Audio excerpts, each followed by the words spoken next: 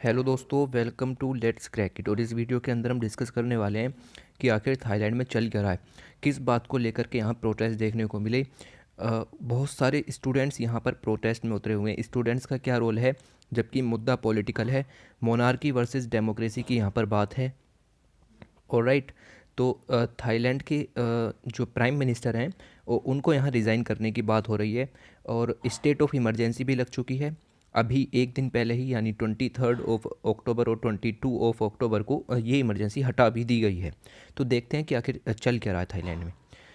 उससे पहले चैनल को सब्सक्राइब, शेयर और अगर आपको इसकी पीडीएफ चाहिए तो वो आपको नीचे एक ही लिंक है, वहाँ पर मिल जाएगी। ओके, तो आइए देखते हैं क्या हुआ।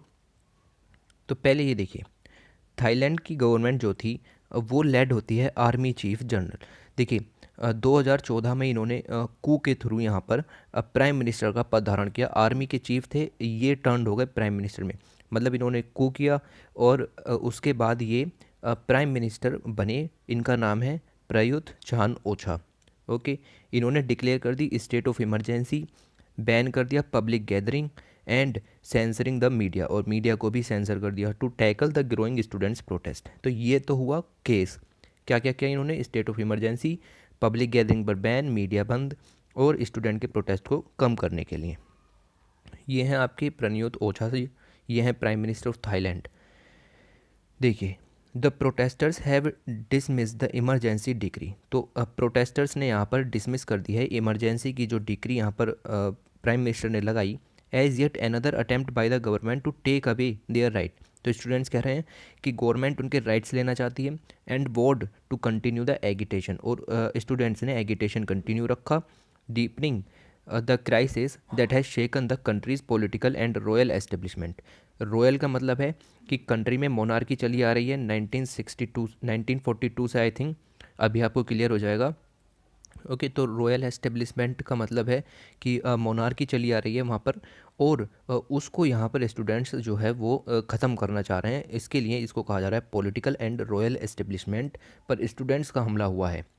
ठीक, तो यहाँ पर एक टर्म यूज़ होगी, ये है जंटा, और इसका मतलब होता है एक group specially of military officers. गौर फरमाइए, specially of military officers who rule a country by force. तो बाई फोर्स यहाँ पर जुड़ा हुआ है, तो अगर ऐसा कोई ग्रुप है तो उसको जंटा कहते हैं। यही ग्रुप है जिसके हेड हैं प्रनियुत ओछा जी। ठीक है जी, ऐसा ही एक ग्रुप थाईलैंड में वर्क करता है जिसके हेड आपके प्रनियुत ओछा जी हैं, तो हम इसको जंटा ग्रुप कहेंगे। तो देखते हैं कि बीमारी शुरू कहाँ से हुई।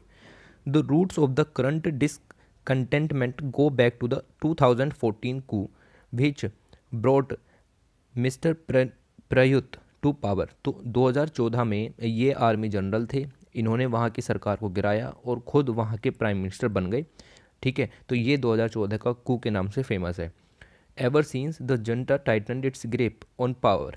तो ये जनता यहाँ पर वर्ड यूज़ हुआ, इसका मतलब मिस्टर प्रयुत बाई फोर्स जो है कंट्री को रूल कर रहे हैं, मिलिट्री लेड रूल है। ठीक है, तो जनता ने अपना जो ग्रिप है वो पावर पे बनाए रखा और introduce more and more restrictions on the public. और पब्लिक पर बहुत ज़्यादा रेस्ट्रिक्शन लग गई। रेस्ट्रिक्शंस का मतलब है पब्लिक की जो फंडामेंटल राइट है, अगर इंडिया में भी रेस्ट्रिक्शंस लग जाएँ तो आपके फंडामेंटल राइट ख़त्म है ना। फंडामेंटल राइट क्या है, जो आपकी जीने के लिए बेसिक है। बात समझ में आ रही है। तो इस तरह के राइट्स वहाँ पर ख़त्म कर दिए गए हैं पब्लिक के। अब पब्लिक के राइट्स ख़त्म तो पब्लिक तो गुस्से में आएगी। अगर इंडिया में ऐसा हो तो क्या आप गुस्सा नहीं होंगे। मैनी एंटी जनता एक्टिविस्ट जो कि इस ग्रुप के खिलाफ हैं, who fled the country during the coup, यानी कि 2014 में जो कंट्री को छोड़ करके चले गए थे, वो पड़ोस के देशों में जा कर के रह रहे हैं और कुछ तो उसमें से मिसिंग भी हैं। ऑलराइट, ये देखिए, एट होम यानी कि थाईलैंड की बात करें, students were ordered to belt out a song every morning. तो स्टूडेंट्स से ये कहा जाता है कि आप हर दिन जो है थाई वैल्यूज़ की प्रेज में उसकी प्रशंसा करते हुए एक सॉन्ग ज़रूर गाएंगे, और बहुत ही उत्साह के साथ आपको ये सॉन्ग गाना है एवरी मॉर्निंग। सभी स्टूडेंट्स को ये करना है।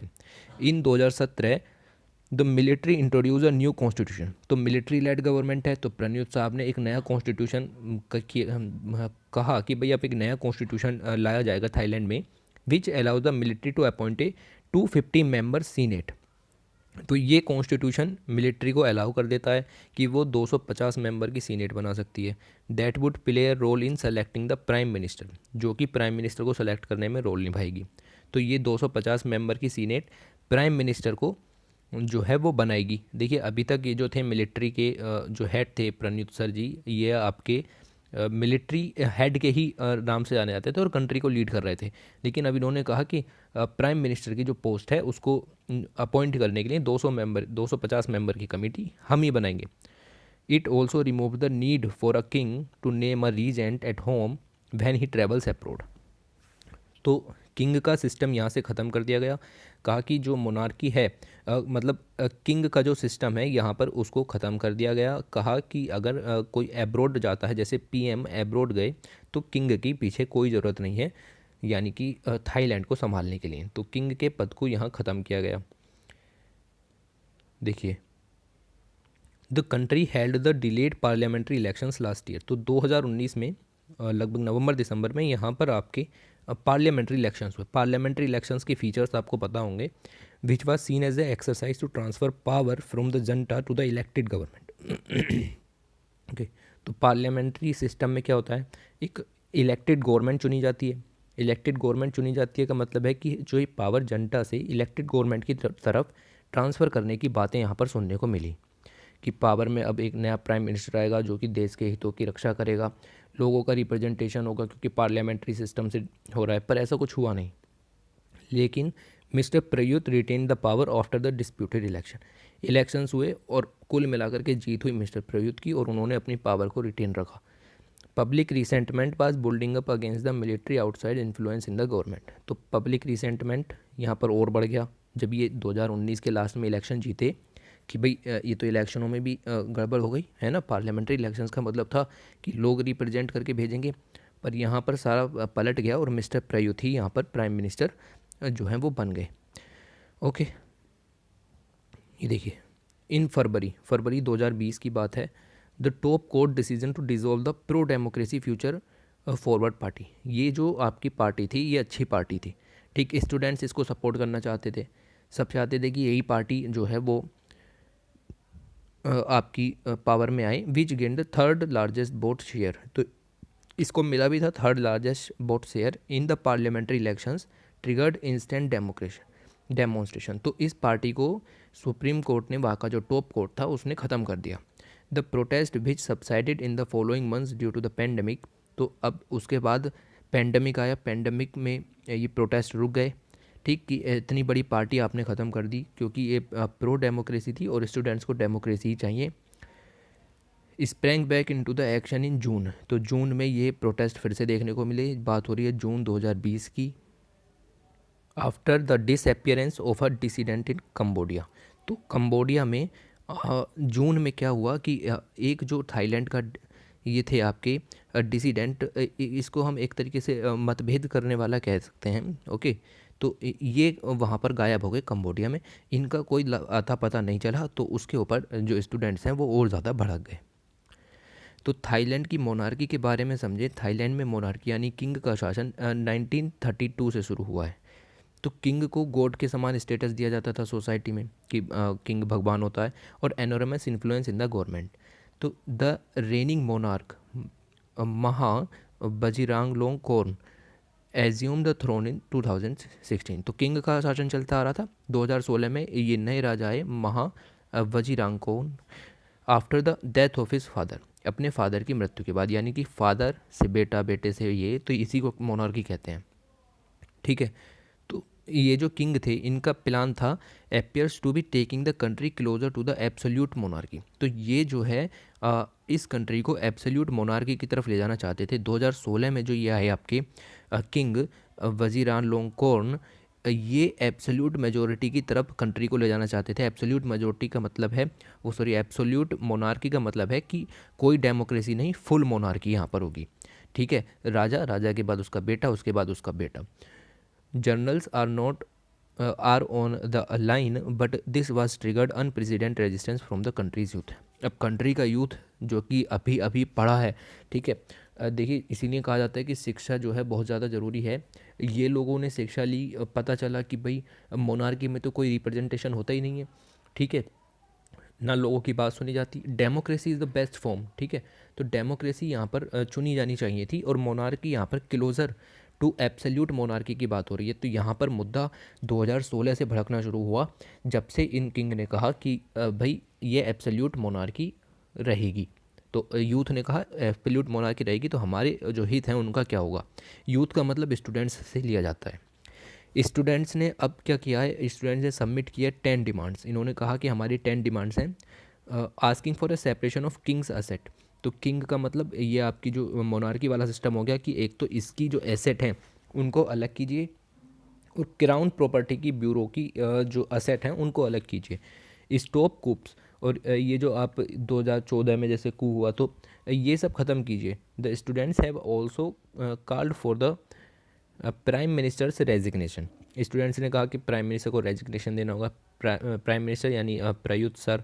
ए न्यू कॉन्स्टिट्यूशन, एक नए कॉन्स्टिट्यूशन की मांग की है। फ्रेश एंड फ्री इलेक्शंस, तो मेन मुद्दा यही है कि फ्रेश एंड फ्री इलेक्शंस नहीं होंगे ना तब तक बात नहीं होगी। And an end to attack on dissident and opposition party such as the future forward party.